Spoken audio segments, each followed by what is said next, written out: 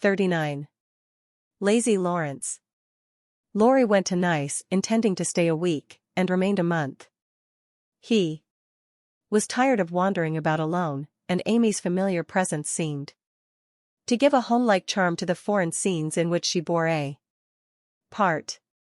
He rather missed the petting he used to receive, and enjoyed a taste of it again, for no attentions, however flattering, from strangers, were half so pleasant as the sisterly adoration of the girls at home.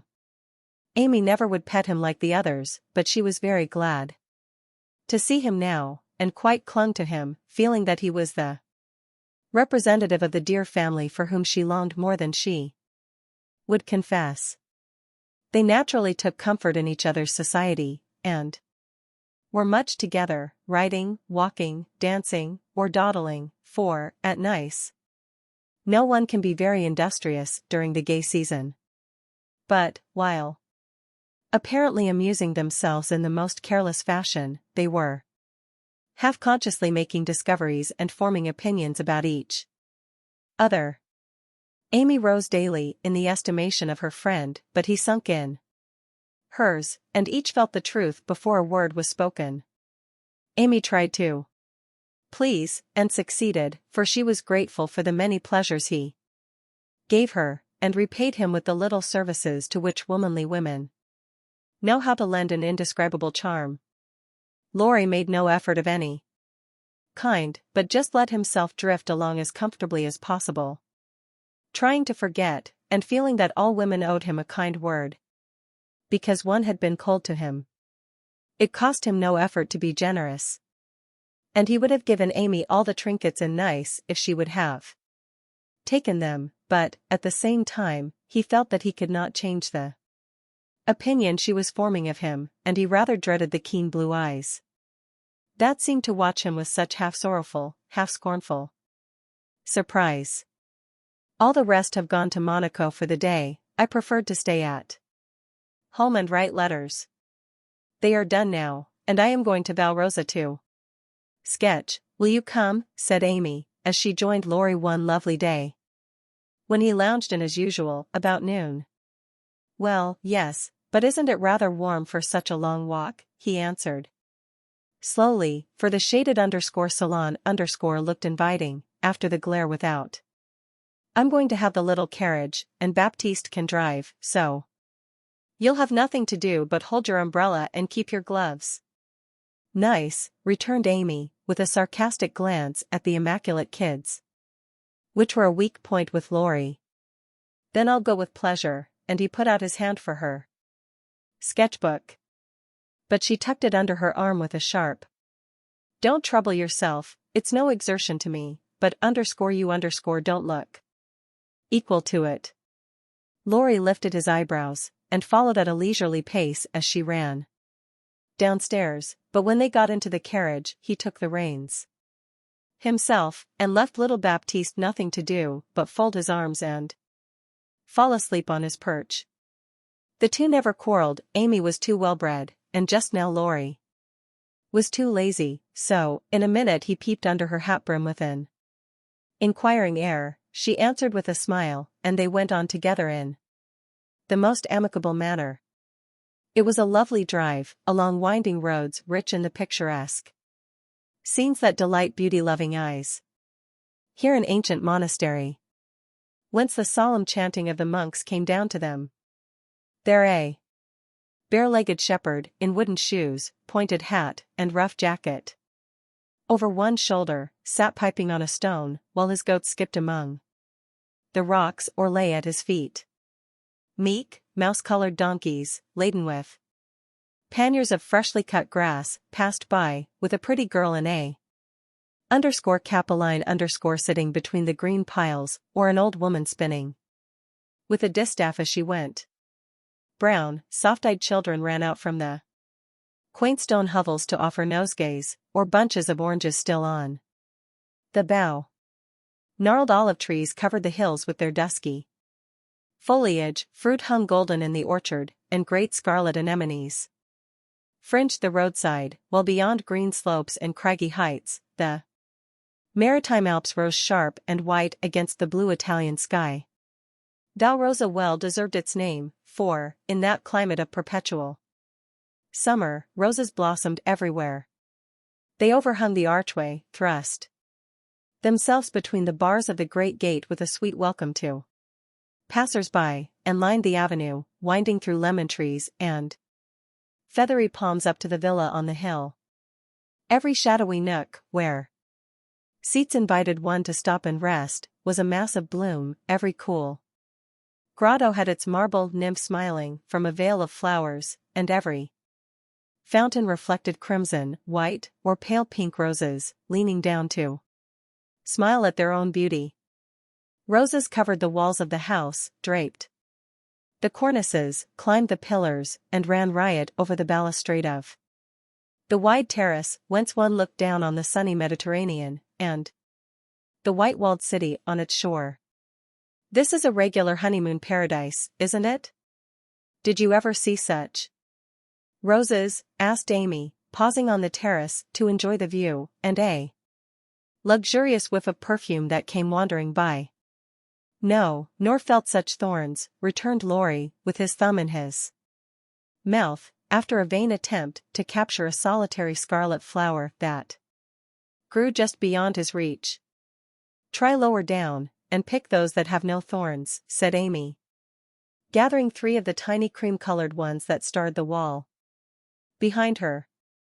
She put them in his buttonhole as a peace offering, and he stood a minute looking down at them with a curious expression, for in the Italian part of his nature there was a touch of superstition, and he was just then in that state of half-sweet, half-bitter melancholy when imaginative young men find significance in trifles and food for romance everywhere.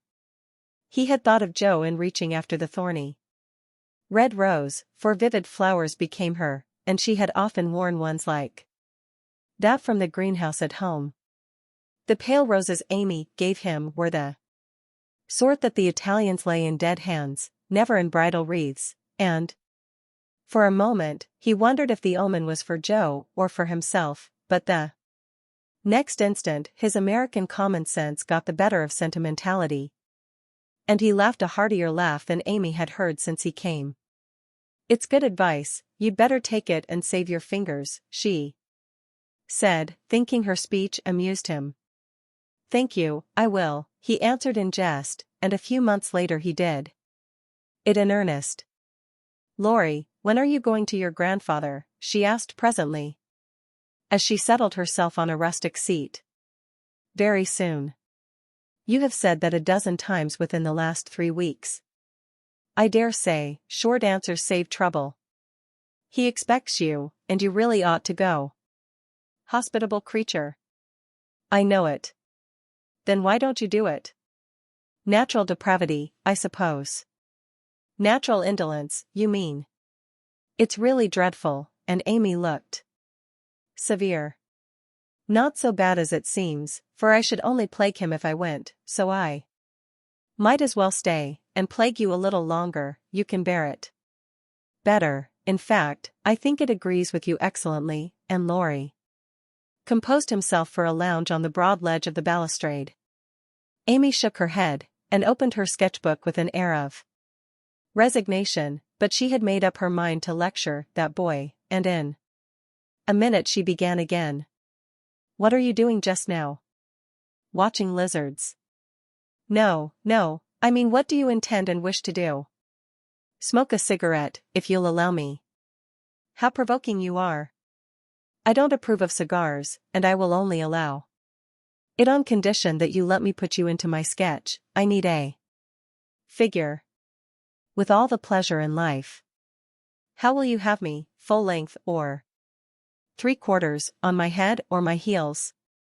I should respectfully suggest a recumbent posture, then put yourself in also, and call it _dolce far niente _. Stay as you are, and go to sleep if you like. I intend to work hard, said Amy, in her most energetic tone. What delightful enthusiasm, and he leaned against a tall urn with an air of entire satisfaction. What would Joe say if she saw you now? Asked Amy impatiently, hoping to stir him up by the mention of her still more energetic sister's name. As usual, go away, Teddy, I'm busy. He laughed as he spoke, but the laugh was not natural, and a shade passed over his face, for the utterance of the familiar name touched the wound that was not healed yet. Both tone and shadow struck Amy, for she had seen and heard them before, and now she looked up in time to catch a new expression on Laurie's face, a hard, bitter look, full of pain, dissatisfaction, and regret. It was gone before she could study it, and the listless expression back again. She watched him for a moment with artistic pleasure, thinking how like an Italian he looked, as he lay basking in the sun with uncovered head, and eyes full of southern dreaminess, for he seemed to have forgotten her, and fallen into a reverie. You look like the effigy of a young knight asleep on his tomb, she said, carefully tracing the well-cut profile, defined against the dark stone. Wish I was. That's a foolish wish, unless you have spoilt your life. You are so changed, I sometimes think. There Amy stopped, with a half-timid, half-wistful look, more significant than her unfinished speech. Laurie saw and understood the affectionate anxiety which she hesitated to express, and looking straight into her eyes, said, just as he used to say it to her mother, "It's all right, ma'am." That satisfied her and set at rest the doubts that had begun to worry her lately. It also touched her, and she showed that it did, by the cordial tone in which she said, "I'm glad of that. I didn't think you'd been a very bad boy, but I fancied you might have wasted money at that wicked Baden-Baden, lost your heart to some charming Frenchwoman with a husband, or got into some of the scrapes that young men seem to consider a necessary part of a foreign tour. Don't stay out there in the sun, come and lie on the grass here, and let us be friendly, as Joe used to say when we got in the sofa corner and told secrets."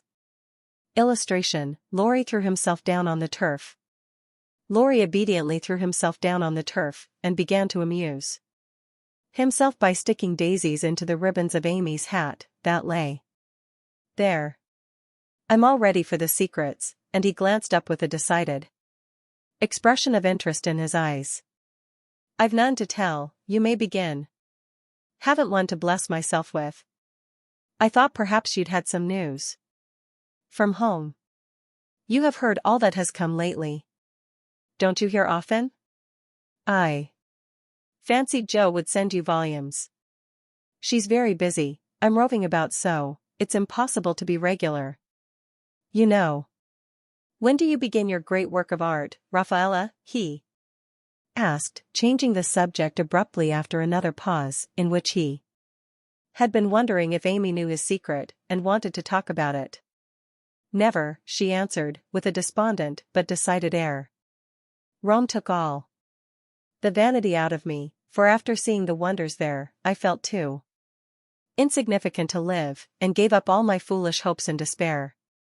"Why should you, with so much energy and talent?" "That's just why, because talent isn't genius, and no amount of energy can make it so. I want to be great, or nothing. I won't be a commonplace dauber, so I don't intend to try any more." "And what are you going to do with yourself now, if I may ask?" "Polish up my other talents, and be an ornament to society, if I get the chance." It was a characteristic speech, and sounded daring, but audacity becomes young people, and Amy's ambition had a good foundation. Laurie smiled. But he liked the spirit with which she took up a new purpose when a long-cherished one died, and spent no time lamenting. "Good. And here is where Fred Vaughn comes in, I fancy." Amy preserved a discreet silence, but there was a conscious look in her downcast face that made Laurie sit up and say gravely, "Now I'm going to play brother, and ask questions. May I?" "I don't promise to answer." "Your face will, if your tongue won't." You aren't woman of the world.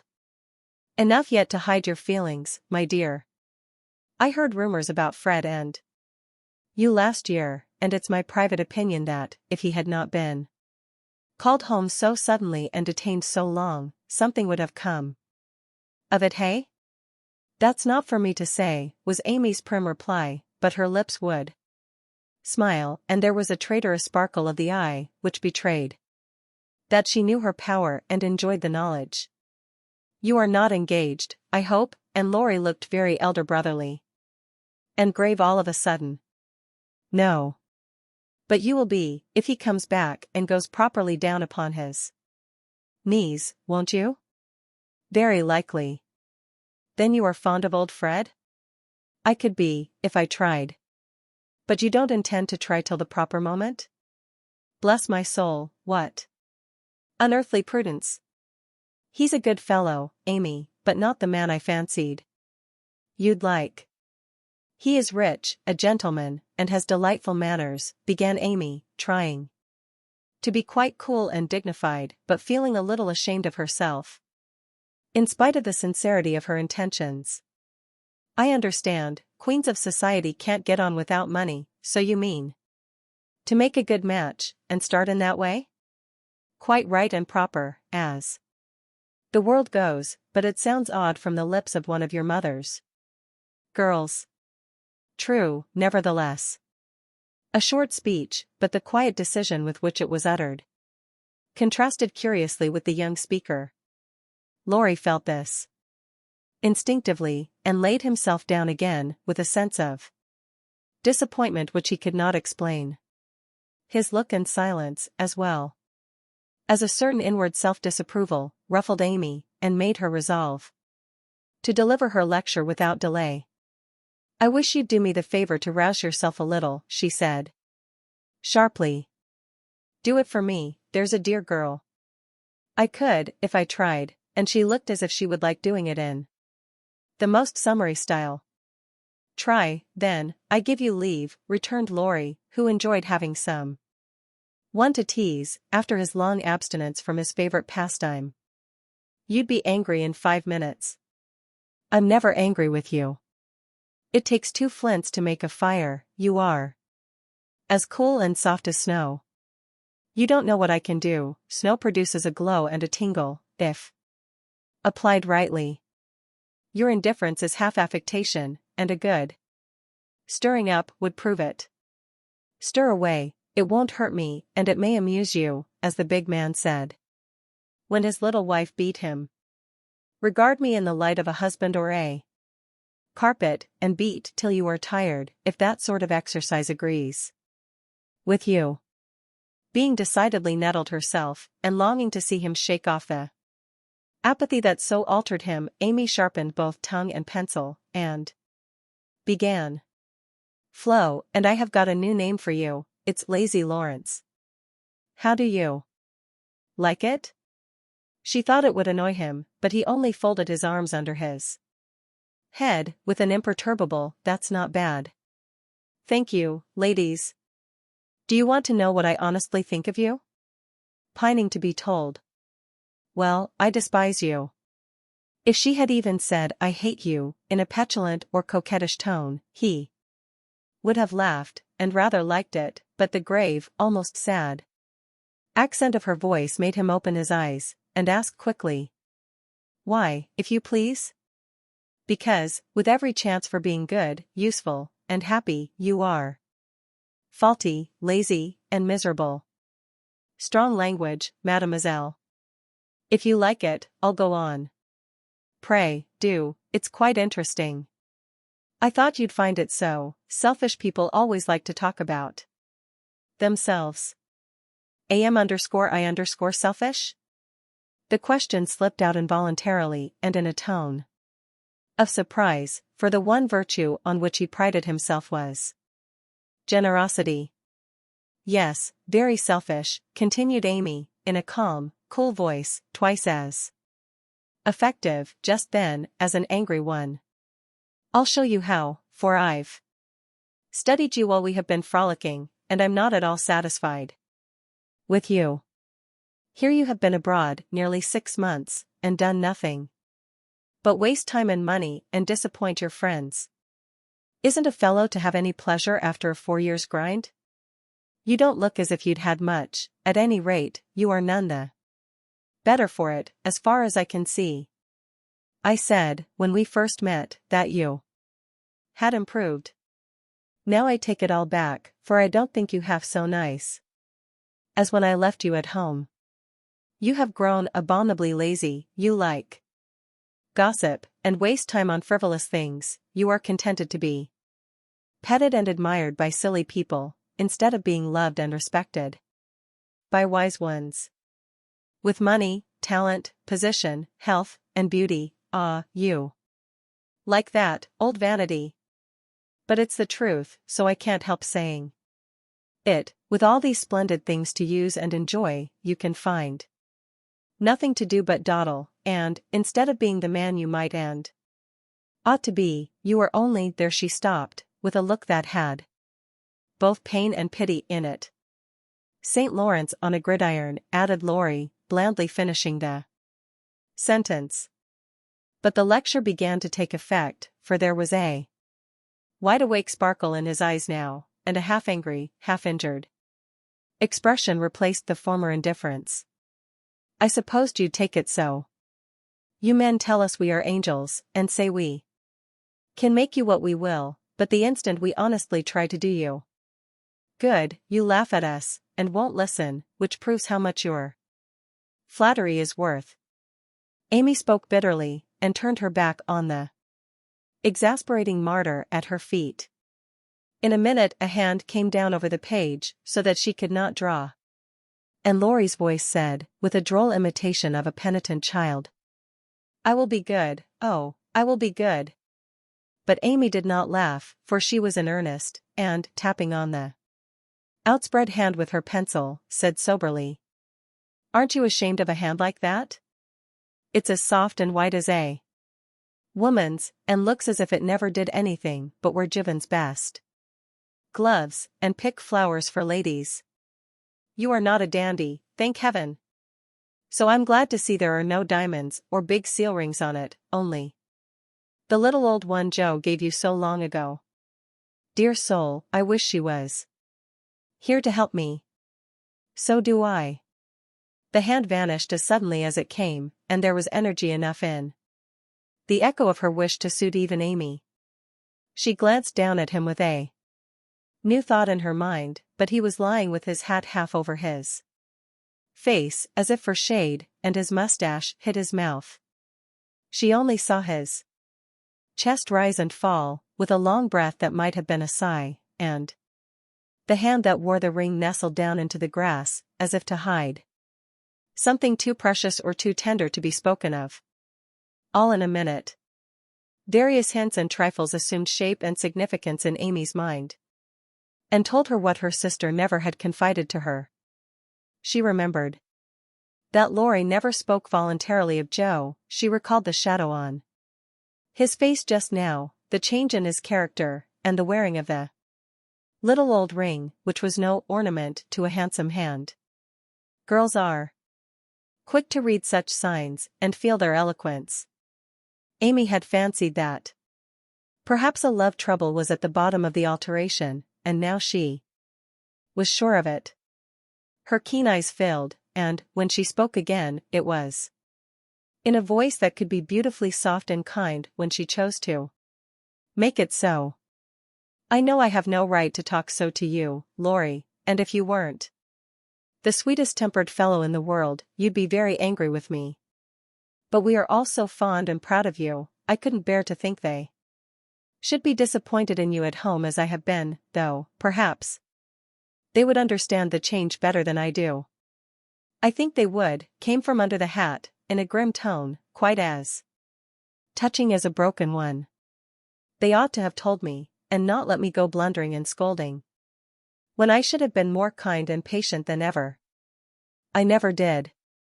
Like that Miss Randall, and now I hate her, said artful Amy, wishing to be sure of her facts this time. Hang Miss Randall, and Laurie knocked the hat off his face, with a look That left no doubt of his sentiments toward that young lady. I beg pardon, I thought, and there she paused diplomatically. No, you didn't, you knew perfectly well I never cared for anyone but Joe. Laurie said that in his old, impetuous tone, and turned his face away as he spoke. I did think so, but as they never said anything about it, and you came away, I supposed I was mistaken. And Joe wouldn't be kind to you? Why, I was sure she loved you dearly.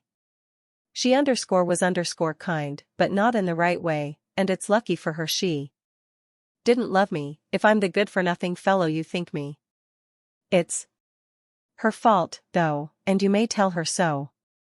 The hard, bitter look came back again as he said that, and it troubled Amy, for she did not know what balm to apply. I was wrong, I didn't know. I'm very sorry I was so cross, but I can't help wishing you'd bear it better, Teddy, dear. Don't, that's her name for me, and Laurie put up his hand with a quick gesture to stop the words spoken in Joe's half-kind, half-reproachful tone. Wait till you've tried it yourself, he added, in a low voice, as he pulled up the grass by the handful. I'd take it manfully, and be respected if I couldn't be loved, said Amy, with the decision of one who knew nothing about it. Now, Laurie flattered himself that he had borne it remarkably well. Making no moan, asking no sympathy, and taking his trouble away to live it down alone. Amy's lecture put the matter in a new light, and for the first time it did look weak and selfish to lose heart at the first failure, and shut himself up in moody indifference. He felt as if suddenly shaken out of a pensive dream, and found it impossible to go to sleep again. Presently he sat up, and asked, slowly, Do you think Joe would despise me as you do? Yes, if she saw you now. She hates lazy people. Why don't you do something splendid, and make her love you? I did my best, but it was no use. Graduating well, you mean? That was no more than you ought to have done, for your grandfather's sake. It would have been shameful to fail. After spending so much time and money, when everyone knew you could do well. I did fail, say what you will, for Joe wouldn't love me, began Laurie, leaning his head on his hand in a despondent attitude. No, you didn't, and you'll say so in the end, for it did you good, and proved that you could do something if you tried. If you'd only set about another task of some sort, you'd soon be your hearty, happy self again. And forget your trouble. That's impossible. Try it and see. You needn't shrug your shoulders, and think much she knows about such things. I don't pretend to be wise, but I am observing, and I see a great deal more than you'd imagine. I'm interested in other people's experiences and inconsistencies, and though I can't explain, I remember and use them for my own benefit. Love Joe all your days, if you choose, but don't let it spoil you, for it's wicked to throw away so many good gifts, because you can't have the one you want. There, I won't lecture any more, for I know you'll wake up and be a man in spite of that hard-hearted girl. Neither spoke for several minutes. Laurie sat turning the little ring on his finger, and Amy put the last touches to the hasty sketch she had been working at while she talked. Presently, she put it on his knee, merely saying, How do you like that? He looked and then he smiled, as he could not well help doing, for it was capitally done, the long, lazy figure on the grass, with listless face, half-shut eyes, and one hand holding a cigar, from which came the little wreath of smoke that encircled the dreamer's head. How well you draw, he said, with genuine surprise and pleasure at her skill, adding, with a half-laugh, Yes, that's me. As you are, this is as you were, and Amy laid another sketch beside the one he held. It was not nearly so well done, but there was a life and spirit in it. which atoned for many faults, and it recalled the past so vividly that a sudden change swept over the young man's face as he looked. Only a rough sketch of Laurie taming a horse, hat and coat were off, and every line of the active figure, resolute face, and commanding attitude was full of energy and meaning. The handsome brute, just subdued, stood arching his neck under the tightly drawn rein, with one foot impatiently pawing the ground, and ears pricked up as if listening for the voice that had mastered him. In the ruffled mane, the rider's breezy hair and erect attitude, there was a suggestion of suddenly arrested motion, of strength, courage, and youthful buoyancy that contrasted sharply with the supine grace of the _dolce far niente sketch.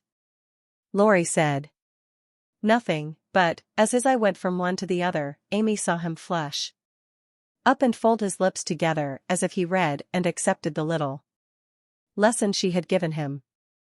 That satisfied her, and, without waiting for him to speak, she said, in her sprightly way. Illustration, a rough sketch of Laurie taming a horse. Don't you remember the day you played Rari with Puck, and we all looked on? Meg and Beth were frightened, but Joe clapped and pranced, and I sat on the fence and drew you.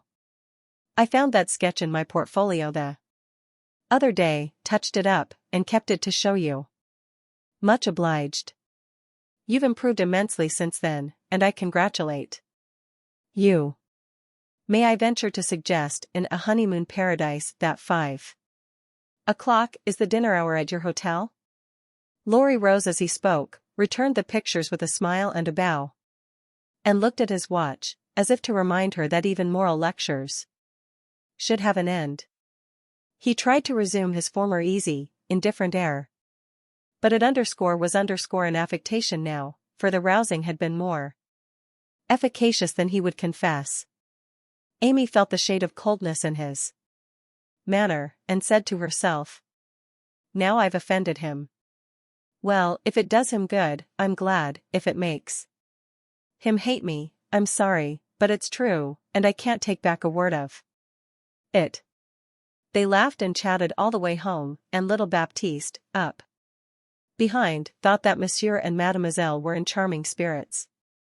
But both felt ill at ease, the friendly frankness was disturbed, the sunshine had a shadow over it, and despite their apparent gaiety, there was a secret discontent in the heart of each.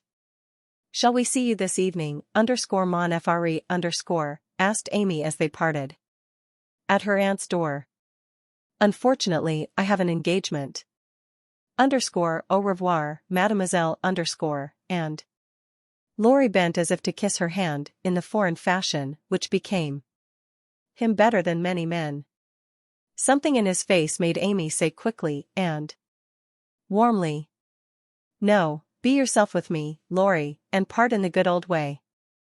I'd rather have a hearty English handshake than all the sentimental salutations in France.